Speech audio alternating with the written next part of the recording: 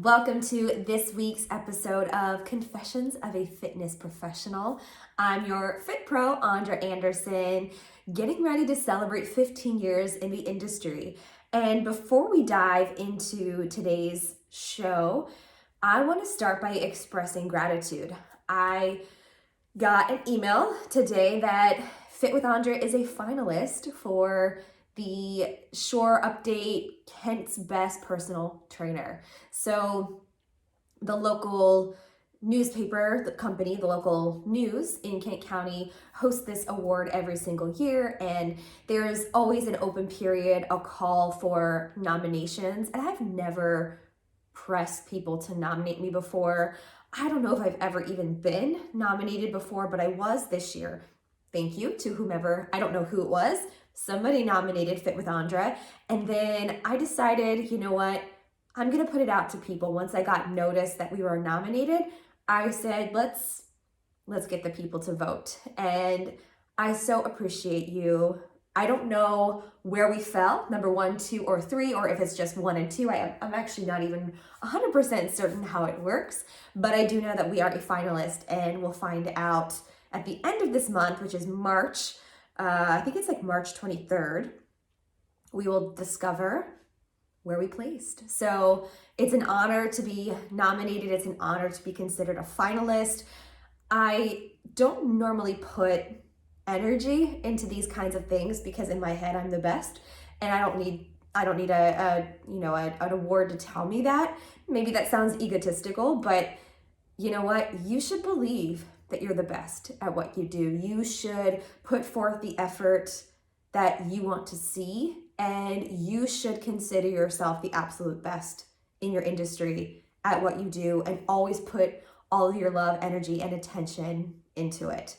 So I feel like we've already won, regardless of where we fall. I feel every single day that I get to show up to a fitness class or a boot camp class or a training session with you, I feel like I've won. So thank you. Thank you for your support all of these years. Thank you to those who have stuck by me through all of the craziness between moving different locations, being fired from different locations because of our salacious music, for taking outdoor classes, for following me online through COVID with the good, bad, and ugly of video and music. And I'm just so glad to be where we are. I'm so dang grateful. So thank you. Thank you. I will share more about that once I figure out where we placed. So that's super awesome. I'm so delighted to be able to share that update. Today, and forgive me for the clickbait title, but I'm very aware of marketing and what sells and what gets hits. So I do my best to kind of create those headlines, taglines, and video names, podcast names that I think people will find. So if you're new here, welcome. So happy to have you. My confession of the week is advice. This is the number one thing that transformed my fitness business. And truthfully, I think that this is not fitness professional specific. I think you can utilize this advice no matter what kind of business you have, no matter what kind of industry you work in. If you are an employee versus a boss versus a manager versus an entrepreneur, whatever it is. Are you ready? Create a signature series. What does that mean? That sounds so delightful, but also simple and fake. Create a signature series. So I was first introduced to this concept by Carrie Virna, who goes by Beach Yoga Girl. I think she was one of the first yogis that I discovered on Instagram. Before Instagram, it was nothing but reels and reposts of TikToks. Back when Instagram was just the static, horizontal landscape, awful photos that we took with our iPhones that had nothing to them, no great lighting, no ring lights. She posted, and she would do these like monthly yoga challenges. And I was like obsessed with her style of yoga. She made me a better yoga instructor and made me fall in love with my practice. And I'm still so grateful for her. And I love seeing her videos and updates and all of those good things now. But I was fortunate enough to take a workshop with her when she came to the DC area. I feel like I'm side noting, but funny story about that. I'm so bad at parking, and to the point where if I don't have an assigned parking spot and I show up and I can't figure it out, I'm leaving. I'm not going to this thing. I had reserved a parking spot in this garage for this yoga class, and somebody else took it. So I'm like frantically going all the way around this parking garage. It's super full. I like went back to the attendant, was just like crying, like, I want to get to this workshop. I paid money. I have reserved a spot. So she was very lovely and helped me. So shout out to that beautiful parking attendant. Back when there used to be parking attendants, it was not automated at this point. But anyway, I was able to get a spot and I got to take the workshop, and she introduced this workshop as her signature workshop. And I remember being so taken aback by that, like, signature, like, this is your style. This is your set. This flow, this sequence is yours. And she took that signature workshop and did a tour, went all around every major city, all these different places, and shared her signature class. That makes me think a lot of, you're gonna hate it or love it, Taylor Swift. Taylor Swift has developed a signature set with the Eras Tour, and she is touring all around the world. And she's gotten really good at her set. And she does have a couple of pieces of her set that are interchangeable. She can customize it a little bit, but the framework is a signature set. When I took that idea and I brought it into my fitness business, I had my best year ever.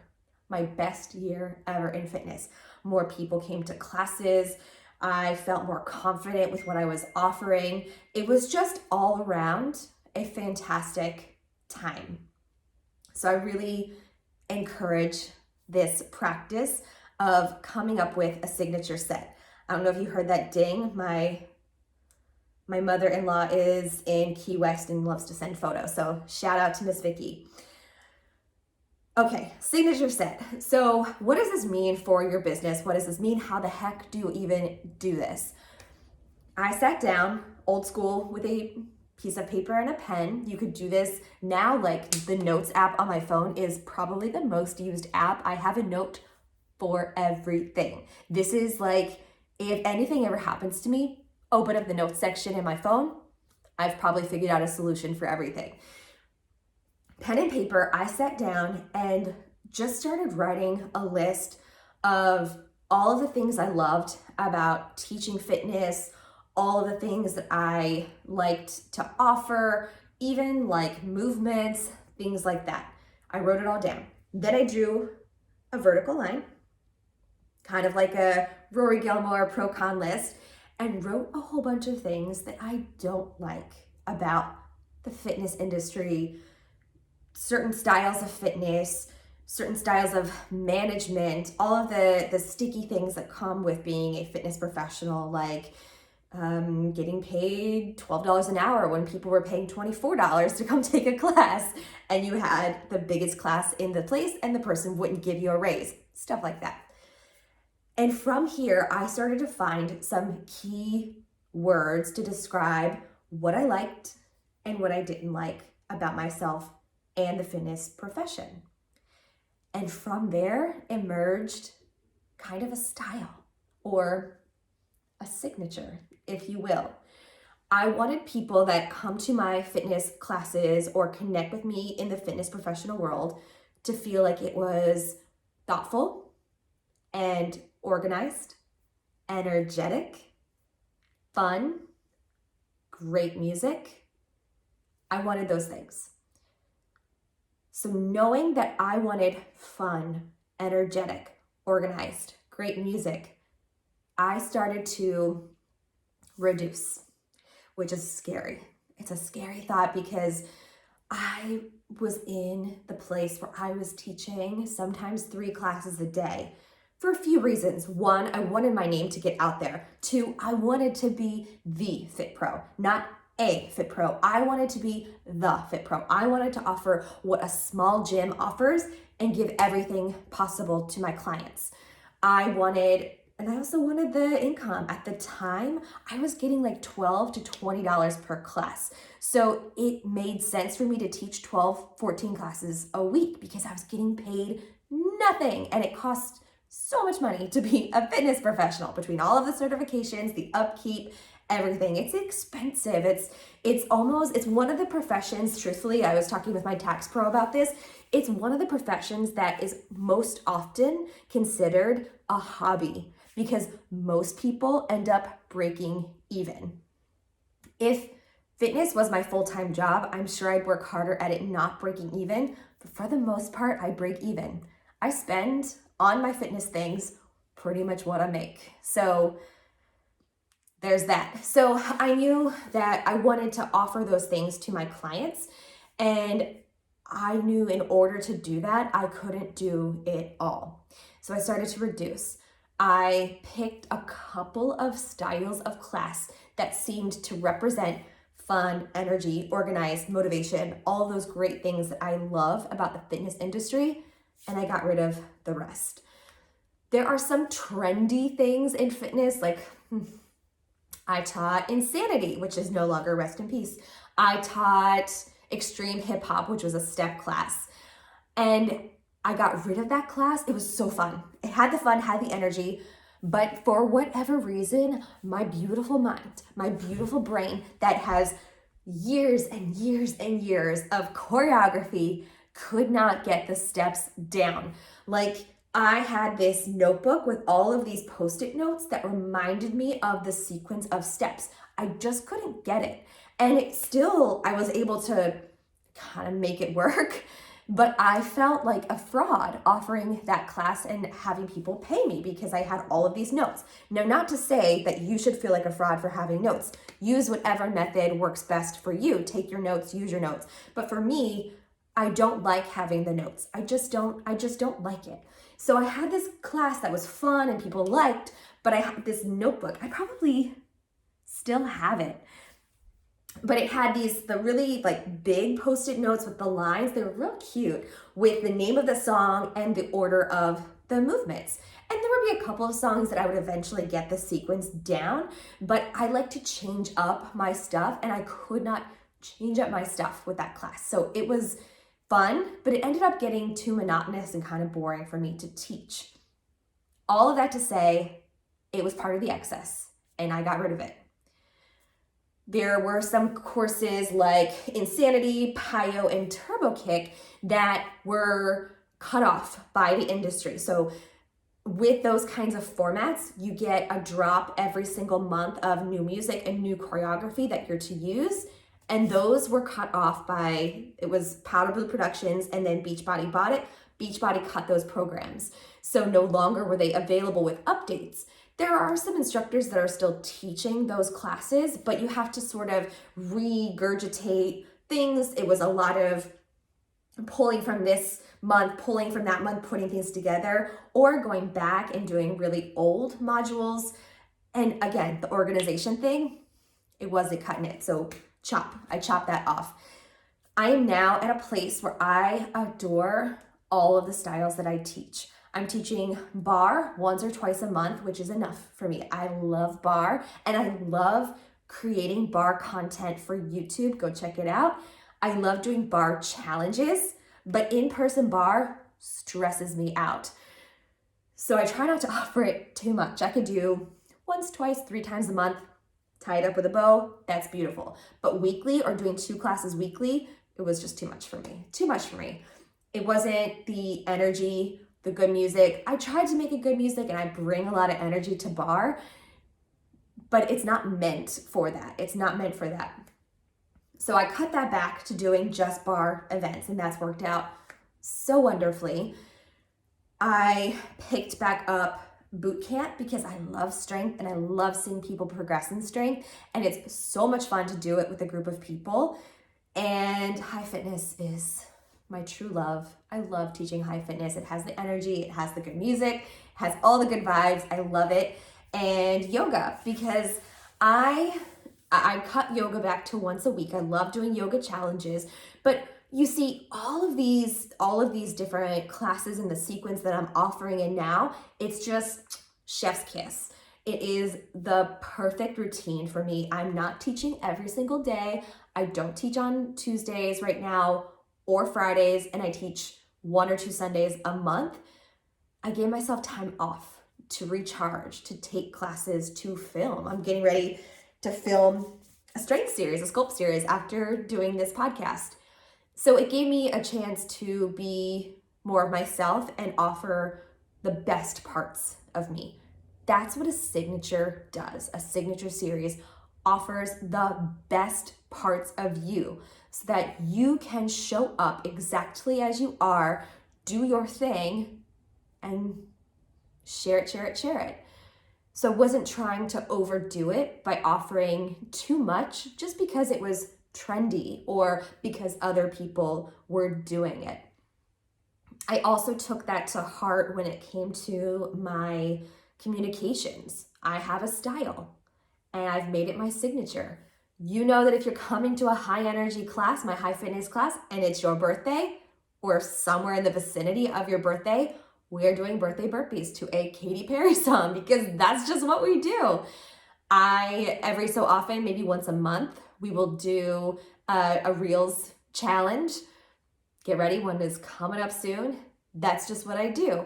So developing these signature elements and staying true to yourself and being consistent with those signature elements will transform your business. And honestly, that works outside of the fitness profession as well. If you show up, if you create this signature, if people know they can always come to you for X, Y, and Z, and that is what you're good at, you are gonna be more productive, you're gonna be happier overall, and you're gonna feel more accomplished as a result. If we try to do everything and be everything, we will be nothing. I want that to sink in. If you try to do everything and to be everything, you are not going to feel productive. You are not going to feel accomplished. You're going to be exhausted. And that's where I was with fitness for a little while. And I've shared a couple of episodes related to, times I almost quit fitness because it was too much and I was placing too much pressure on myself. When I was intentional and I scaled back and I created signature elements and a signature style and a signature series, I'm so much happier as a fitness professional.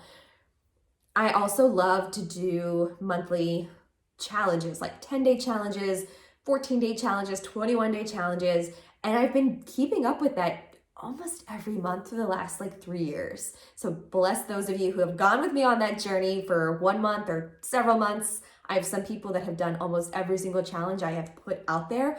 Bless you.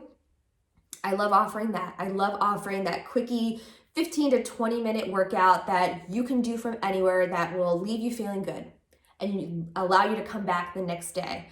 I used to think that in order to have energy and be fun, I had to be the instructor that was like, no pain, no gain, and never miss a Monday, and all of that stuff. But truthfully, that's not who I am, because sometimes I want to miss a Monday. Sometimes I want to be a couch potato, and it happens, and that's okay.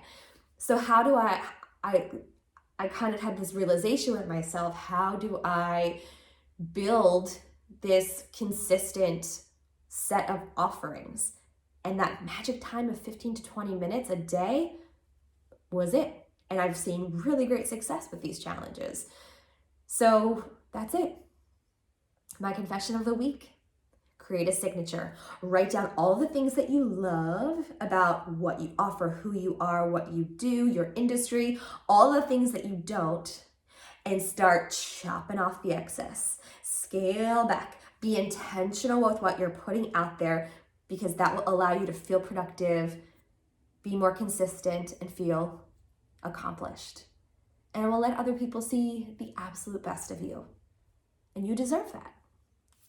That's it. That's this week's confession. Number one thing that transformed my business. And I hope that you take it to heart. I'm actually diving into something new. I'm going to be going back to school for a particular certification. And my hope is, following that certification, I will be able to offer certified advice to coaches and business owners. So be on the lookout for information about that, especially if you are wanting to hire a coach, you're wanting to have somebody help you, you want to have somebody help your business. That is what I'm going to do. So it's always good to be learning and growing and sharing. That's it. Thank you so much for joining me for this week's confession, and we will be back for another episode every Tuesday we drop. Bye.